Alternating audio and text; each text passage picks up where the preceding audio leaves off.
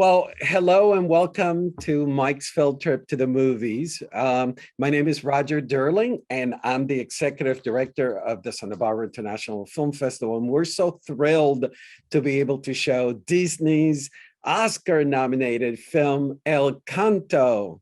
It is my pleasure to introduce to you Jared Bush, director and screenwriter of Encanto, Byron Howard, director of Encanto, and Charise Castro Smith, co-director and screenwriter of Encanto. Thank you guys for being here with us.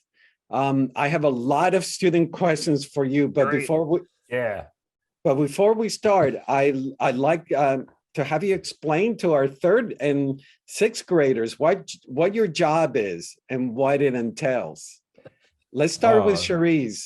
Sure. So I was one of the screenwriters along with Jared and co-directed the movie. And what a screenwriter does is they write down all the words that people said, that the characters say in the movie, and they write down what the scenes are like. The screenwriter has to figure out sort of who's talking to who in a scene, or tell us what's happening in the scene, figure out the action of it. So that's what a screenwriter does. And as a co-director, I worked really closely with Byron and Jared to figure out who was going to, how the characters would look, how the sets would look, how the characters were going to move around, who the actors were that were going to be in the movie, what the sound was like. I'll let them say more about it.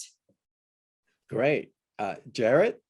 Yeah, I mean, Charise covered it really, really well. I think one of the really fun things about this movie is that it's also a musical. And so I think both from the writing perspective and from a directing perspective, we have to talk to the songwriters so that we understand what the songs will be about. So on the writing side of things, going through what would this character sing about? What are their feelings?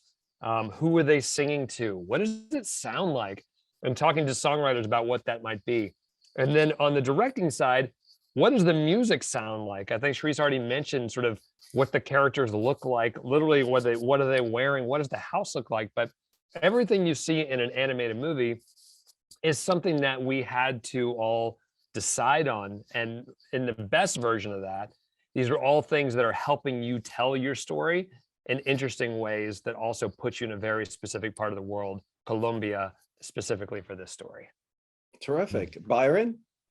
And I'll just add to what I totally agree with what these two said. We were at the whole journey together. That's what I was going to say is, as directors, we have one of the best jobs anywhere because we get to stay with an idea all the way from the very moment we think it up. When there's like a blank page and one little idea, all the way to moments like this, where we're talking to you guys and talking about the finished movie that's been in theaters, and now you can watch it in your homes. And we get to be there for every little bit of that process. And we work with very, very talented people. We work with artists and technicians and computer animators and voice talent and musicians and composers like Lin-Manuel Miranda and Jermaine Franco, who did the amazing music for the movie you're about to see. And we have it the best. We don't tell anyone this, we tell you guys, but we have the best deal of anyone on the show. So it's like, if you want to experience a film to the utmost little detail, like directing is a really fun way to do that. Terrific. So I have the questions from the students. Jackson from Miss Jane's sixth grade class at Tunnel Elementary would like to know, what was the inspiration for the movie? Oh, man. Well, first off, I got to say, Jackson, I have a nephew named Jackson, so you're already doing great. It's a great question. I think early on, we started this process 5 years ago. So for some of you that are in third grade, that's like half of your life ago. And we wanted to tell a story about family. That was really important to us. And so where did this begin? We actually started to talk to our own families and ask them questions and hear their stories and listen to our parents. Like, what was it like when they were younger, or our grandparents? What was their life like? And we found that our families had way more stories than we knew, and parts of them that we didn't always see. And that was really where our story began, is wanting to see our family differently and learning to find ways to talk to them. Charise, Alexa from Miss Lynn's sixth grade class at Robert Bruce Elementary wants to know, how did you get the idea for each character? That is a great question, Alexa. So we knew that we wanted this movie to be about a big family with lots of different types of people in it, lots of different personalities, and personalities that maybe you might be able to recognize from your own family. So we started out thinking about who are different people that are in families. Maribel, the main character's mother, has the power to heal through food. A lot of us felt like our moms made these delicious meals and they made us feel better when we weren't feeling good. Or, Aunt Peppa, who has the power to control the weather with her emotions. Sometimes she's really happy, sometimes she's really sad. And I think a lot of people know people like that in their families. So we really tried to think about people that we knew from our own families and just sort of bring those people into the movie. Great. Dylan, a fourth grader from Aliso School, wants to know, Byron, why did you name the movie Encanto? Oh, that's a great question, Dylan. Excellent. Encanto can mean many different things in Spanish. It can mean charmed or charming, but in our case, Encanto refers to a place. And what's great about our job as directors, because we spend 5 years, as Jared mentioned, on these films, we get to learn a lot. There's a lot we don't know. I don't know more than these two guys with me. They know so much more than I do, but I had a lot to learn. So we do a lot of research to try to find out about the places we're telling stories about and the people that we're telling stories about, so that it can be as accurate as possible. And one thing that came to our attention during the research are these places called encantos in Latin America. And these are places that feel magical, that when you step into a place in nature, like you see a beautiful waterfall or a mountain or an open meadow, something feels magical and wonderful and elevating about that place. And this idea that this place that the Madrigals found to shelter their family was an encanto created by the love for their family. The sense of magic was very, very important to the story. So for us, Encanto means a place of love and of shelter and of magic that comes from the emotion that you experience with your family together. That's wonderful. Charise, Lola from Miss Butler's fourth grade class at Santa Barbara Charter School would like to know, why did you decide to have the story happen in Colombia? She happens to be from Colombia. Oh, Lola, that's amazing. So I think we knew from very early on, one of our collaborators, Lin-Manuel Miranda, who wrote the music and the songs for this movie, really wanted to make a movie that was set somewhere in Latin America. And Jared and Byron, who are the other two directors that worked on it, had two very close friends that they had made a movie with before, who said, come and check out Colombia. So the two of them went on a research trip there and found that, as I'm sure you know, Lola, it is a place of incredible diversity, incredible beauty, wonderful musical traditions, food traditions, that it's sort of the crossroads of Latin America. And so for that reason, we all fell in love with that country, and that's why we decided to set it there. Wonderful. Tori from Mrs. Bossy's class in Mountain View School wants to know, Jared, what is the moral of Encanto? Oh, wow. Tori asking the hard questions. I love it. But, it's funny, I think in all of our stories, we have different messages that we're trying to get across. I think a very important part of this story is that we don't always see each other fully, that sometimes people are going through things that we don't really see, and we may make judgments based off of incomplete information. And so something that we really wanted to get across is it's so important to talk to people, to try to see other people's whole selves. Very specifically, that is part of Mirabel, our main character story. And she's somebody who in this very special family feels like she is not as special as they are, that they have these amazing magical gifts. And so it's kind of hard for her to see her own worth. And that's the other big part of this story, is that we all have value. We are all worth something.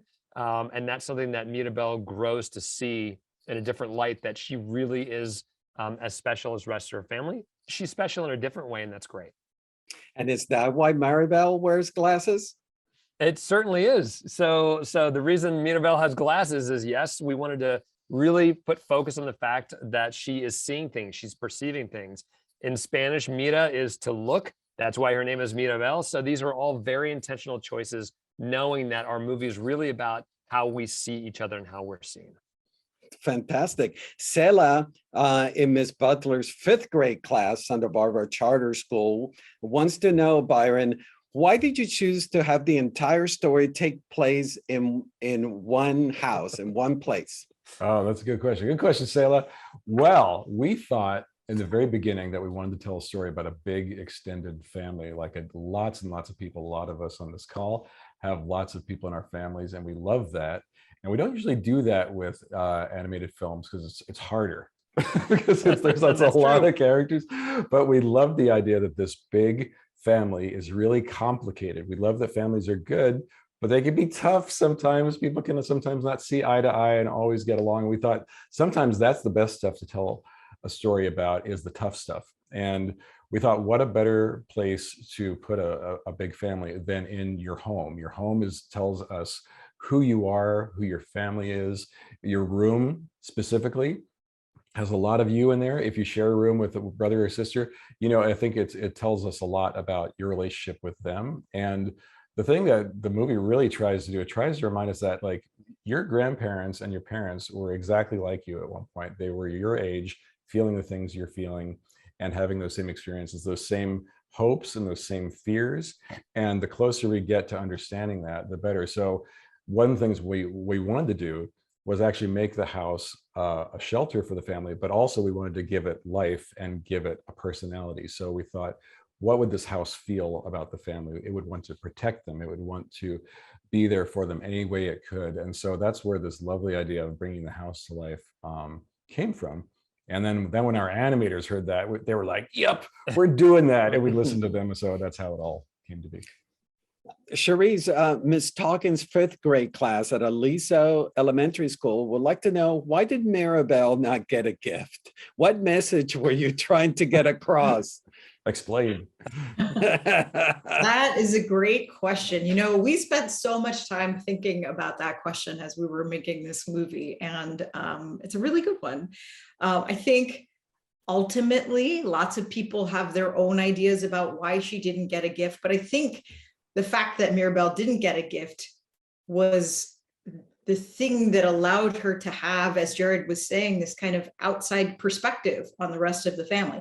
Every other person in the family has a gift except for Maribel. So none of them could really know and see things the way that Mirabel could, as the one who was left out. And because Mirabel was left out, she was able to see the things that were not working about her family and that she wanted to help and that she wanted to fix. So ultimately, it was the fact that she didn't have a gift that let her see that. Mm-hmm. Jared, Ms. Gonzalez, who teaches 4th grade at Aliso School, would like to know, how did you choose which gifts the characters got? What other gifts ideas did you have? That's great. I mean, it's a great question. Something that we talked about a lot. And actually, over the 5 years of making this movie, we actually changed some of these gifts around to hopefully allow them to fit a little bit better, or to find things that were just a little bit more fun. So we really tried to base the gifts off of roles that people have in a family, whether that is Luisa, is sort of the very responsible one. She has strength because she's sort of carrying the family. Or Isabella, who's the perfect daughter and flowers spring in her footsteps. She has the ability to control plants and make them bloom in her footsteps. We wanted those things to feel like, oh, this is someone in my family I know, and I can see how this is an extrapolation of those gifts. I'd say gifts that didn't make it, we had zany balloon guy who would show up to make a party and balloons would just sort of appear out of nowhere. At some point, we had a cousin that would catch on fire all the time. So yeah, we had different ideas that didn't make it into the final movie, but ultimately we really wanted people to feel like no matter what the gifts were, they could see the family member that had that gift and really feel like, I know that person really well. Terrific. Byron, Natalie from Ms. Hale's 4th grade class at Crestview Elementary wants to know, are there specific reasons why the characters are named what they're named? Oh, yes. Great question, Natalie. Yes, it's all very intentional. Again, one of the great things about being on a movie for 5 years of your life is you get to think about every little decision, to like, what shape is that cloud? What color is that shutter?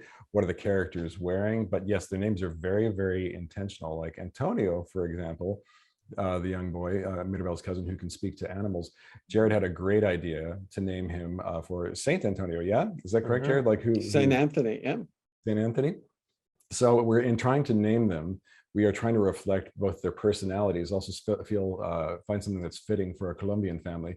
Mirabel, as Jared mentioned, contains the word mira, which means see, and that, you know, it's a unique name. It's not, you don't hear it very often, but maybe some Encanto might be some of the first places you heard of Mirabel. But for Isabella, who's so graceful, we wanted something that sounded refined and practiced and perfect because it reflected her personality. And Charise had a wonderful idea to name Abuela Alma, which means soul in Spanish, which we thought was a beautiful idea because she really is the soul of the family in such a way, and such a beautiful soul. So yes, every decision is very, very intentional. We think about it a lot. And if we make a mistake, other people point it out to us and they say you should do better, and we rename them and try something new. But that's a great question. Charise, Serenity from Miss Lee's 5th grade class at Ralph Dunlop Elementary would like to know, how did you figure out how to get everyone's style and personality? Oh, that is a great question, Serenity. I think, well, you know, the animation process, each character goes through a lot of different steps, right? So first we have to design what the character is going to look like. And then we have to make a model of that character that's in 3D on the computer. And then we have to figure out how they're going to move specifically. So each character goes through a lot of different steps to become who they are. And then we cast the actor who's going to give the voice to that character, you know. For this movie in particular, I think it was very important for us to make sure every character moved in a very specific way and had like a very specific way of walking and different rhythms. So I really give a lot of credit to our animators for making each of those characters so distinct and feel so different from each other, because there are 12 main characters in this movie. So we needed each of them to feel like their own person. Thank you. Jared, Jason in Miss Butler's 4th grade class at Santa Barbara Charter School wants to know how hard it is being the director. Jason, I love this question. You know, it's really funny. I'd say that it is really hard. It's also the best thing in the world. You know, I think for all three of us, it's a really, really fun job. If you love telling stories, if you love interesting characters for this movie, if you love music, you have your hand in all of these different things. I think the most exciting part is about 800 people worked on this movie. You get to know all of them, and you get to see people that are the very best at what they do, and you get to be inspired by them. And what's really nice about being a director is that you get to hang out in all of these different departments. So being able to spend time with some of the greatest animators on the planet is every single day you learn something, or the way that the lighters, you know, bring candlelight into a scene, or the way that they use magic, the light magic to make you feel a certain way is spectacular. Or spending time with all the different actors that voice our characters. And so I'd say all of those things are difficult, because over the course of 5 years, you really have to know what type of story you're telling and make sure you're staying true to that. At the same time, it's the most fun, exciting, wonderful job I could ever imagine. And I can't imagine doing anything else. Byron, Agnes from Miss Wong's 5th grade class at Isla Vista Elementary wants to know which specific character took the longest to design. Oh my gosh, great question, Agnes. Wow, maybe you guys can help me with this one. I know this one. Do you know this one? Go ahead. Dolores. Oh, you're right. You're right. Because her, you know, her ability changed, and you know, one of the things, and so physically, we didn't know exactly what she should look like, because usually, like Jared was talking about, and Charise as well, the story tells us what the characters need to be. The story told us that Mirabel needed to be about 15 and told us she needed to have the glasses, needed to be a little bit awkward and funny, and just be very, very kind of comfortable with herself and imperfect, because it was so important to who her character was. Whereas Isabella has to be so perfect, or Alma has to be strong. And so, but Dolores, it took us a while to figure out that she had the super hearing. And once she did it, then we really knew how to design her. Even like little things like the character designers knew like, oh, okay, I'm going to put like sound waves on her embroidery on her dress. So if you look at how the costumes are designed, everything reflects sound. There's even like a little, is it like a little LP record on her I think so. necklace? It's really, yeah, it's really small. But little things like that. But yeah, Dolores took the longest time. And you know, as soon as we figured out her talent, she became a big favorite of Lynn, of our song composer. And she has these wonderful moments, and we don't talk about Bruno and the final song in the film, where she really, really shines. So she's been a huge favorite of everyone's ever since, but she took the longest. That's terrific. Charise, Alex from Miss Ariano's 6th grade class at Oakley Elementary wants to know how many changes were made to the script before you were satisfied and it was finalized. The reason that Byron and Jared are laughing is because we did not stop changing the script basically from the time that we started until maybe just before it came out. We were changing the script the entire time. You know, the script would change when one of the storyboard artists had an amazing idea, or the script could change because an actor had a great idea, or the script could change because we realized the part of the movie wasn't working as well as we wanted it to. So it really never stopped changing. Actually, Jared and I had about 1,300 drafts of this script. What? You didn't tell me that. No, you didn't tell me that. That's true. Just to say off of that, when I was a kid, I thought like when you drew, you had to get it right the first time and do it perfectly. Untrue. Be brave and do daring stuff and try a bunch of stuff and see stuff that doesn't work, make lots of mistakes. That's what we do. We constantly are trying stuff with the writing and the boarding and the character designs, and we're getting it all wrong, and we have to figure that out along the way. But it's safe. We all kind of love each other and we trust each other and we know we're trying to do something good. That's great advice. Jared, Kai from Miss Wong's 5th grade class at Isla Vista Elementary School wants to know, does it ever feel overwhelming to create a movie like this? And how do you get through the challenging times? Oh my gosh. Hi, I love this question. This is amazing. Yeah, I'd say it is constantly overwhelming. You know, I think that any story you take on, one of the reasons it's overwhelming is just because you want to tell a really good story, regardless of what that story is or whether it ever goes to theaters or not. You are emotionally connected to that story. As a result of that, you really want to do a good job, and you really want the movie to say what you think it could in your heart. That can be really overwhelming because I think, to Byron's earlier point, it takes time and you make a lot of mistakes, or you go down a path and it feels right, but it's not quite firing. And that can be really, really hard. I'd say that how do you get through it? A big part is the people that you're looking at right now, having amazing friends and collaborators who you can talk to, who can give you great ideas and create things on their own, so that you don't have to have all that pressure to get it right just yourself.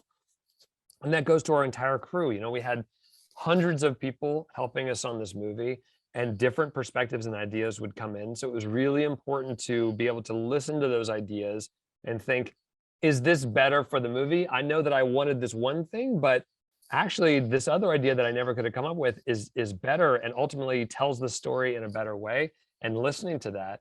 And then the other thing I say is knowing when you've hit a limit and saying, you know, it's okay to just take a break for a second. It's okay to just go think about things and take a walk, and take some of the pressure off of yourself to get the answer right there in that second. Sometimes that's not, certainly for creative things, that's not how it works all the time. So knowing when you're starting to redline, and then saying, okay, I just need to take a breather and go listen to some music, go hang out in a park, whatever that is a great way to free your mind.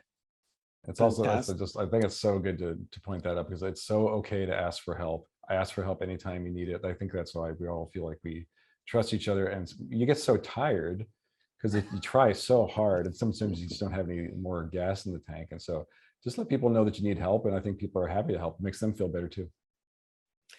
Byron, Diego from Miss Watson's third grade class at Robert Bruce School wants to know, I noticed a lot of percussion in the soundtrack. Was that intentional?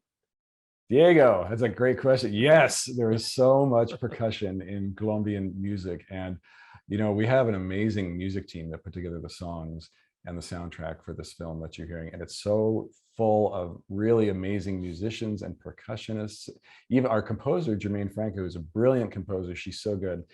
She actually ordered a marimba. What's the name of the marimba, Yeah, Jared? marimba. Yeah. Marimba, yeah, marimba from handmade in Colombia for the Antonio's room sequence. And there's actually footage of her playing it. She can actually play these things. And they're percussionists from Colombia and other parts of the world. We recorded them in New York and Miami and Colombia, and it all comes together on the soundtrack. So the percussion is a huge part of it, and it's super fun too when you're there and you can hear that and you can feel it in your chest. It is an awesome part. But just like, I think that's one of the most fun parts of our job as directors, is like when we get to go to the soundstage and we see this amazing orchestra and these percussionists and instrumentalists and accordionists. We have so many accordionists, and it's so exciting. But it's a great moment when the film is almost done and then the score comes in and the songs, and it just elevates it that much more. So that's a big thing for us. We love it. And I'd also say, if you're hearing a lot of percussion, Jermaine started as a percussionist, so she like percussion is in her bones, and so that was something really exciting for us. The fact that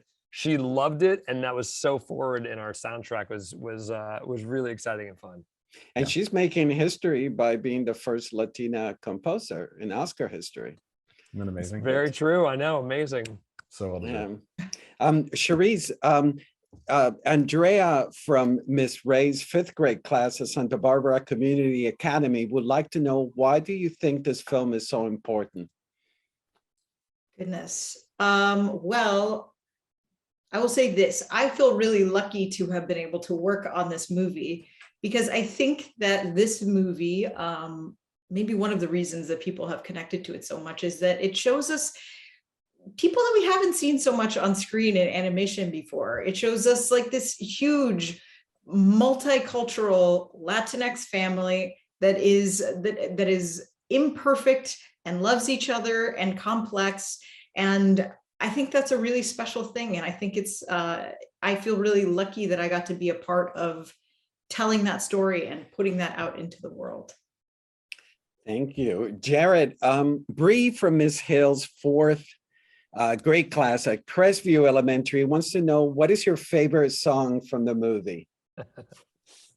Oh, you know, it's great is that I love every single song that's in this movie. I think each one of them is so unique and different, which is very rare actually for one of our musicals. Lynn did such an amazing job of bringing in a lot of different sounds that you hear all over Colombia.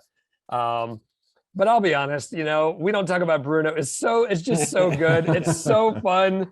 So many different characters come through. It's such a crazy song. I think the first time we heard it, we fell in love. And the fact that you get these little bits of personality from so many people. You get to hear from Camilo, and you get to hear from Dolores, and you get to hear from the town and these weirdos that live in this town. I mean, there's so much fun in that. On top of the fact that it's telling you about this guy that you haven't met yet, and what are these spooky stories about him. To me, it is. I understand why a lot of people gravitate towards it, because it's so infectious, and I love it.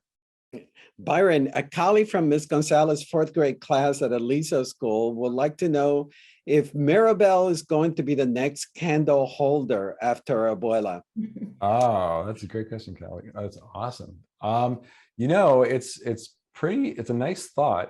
I don't know the answer to that, you know, but I think one of the things that was so nice about who Maribel turned out to be is, like Charise talked about earlier, she was the one sort of who didn't have the obvious gift, and she was the one who really came together when the family needed her, and was really able to uncover a lot of how the family was suffering, and when people couldn't ask for help, like we talked about earlier, like when your family can't talk to you honestly and tell you how they're feeling, that's a real tough problem to solve. And Maribel is really, really good at that. She's good at bringing people together.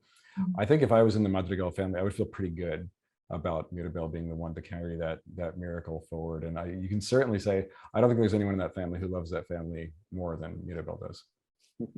Charise, Ani from Miss Les, third grade class at Foothill Elementary, wants to know, what did it feel like for you to watch the movie and realize you made it and then it has become a success? Oh my goodness.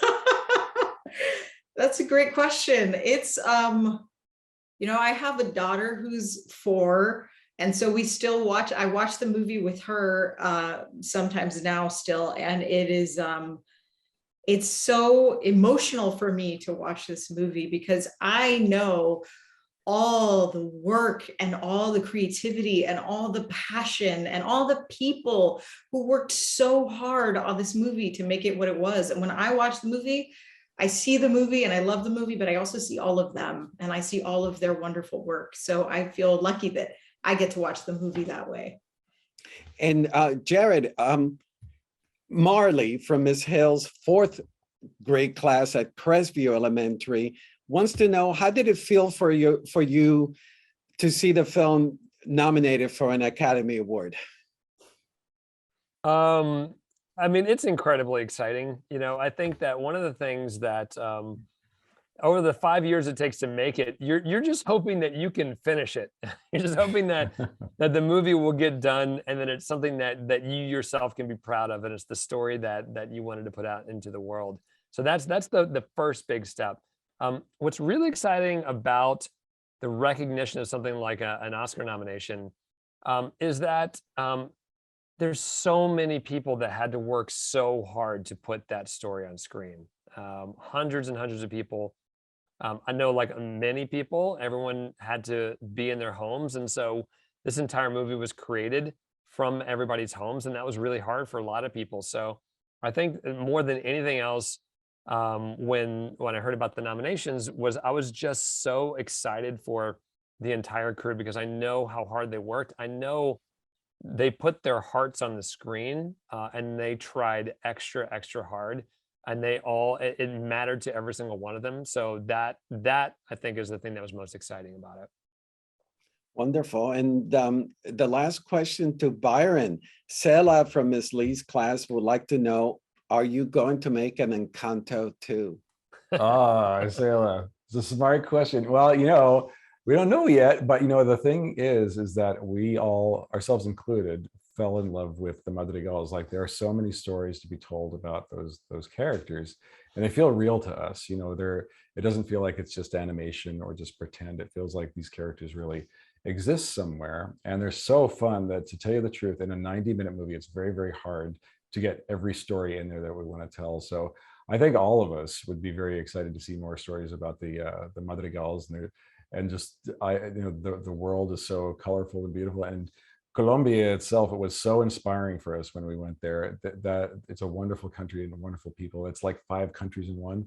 So even in Colombia itself, there's so many things to talk about and experience and explore, and so much music that we couldn't fit in the movie. So by all means, like, if there's more Encanto to come, we would be so happy to see it happen. Well, on behalf of the teachers and the students, thank you so much, guys, for answering all these questions. Oh, this is so fun. Great questions, everybody. That was awesome, amazing. Guys.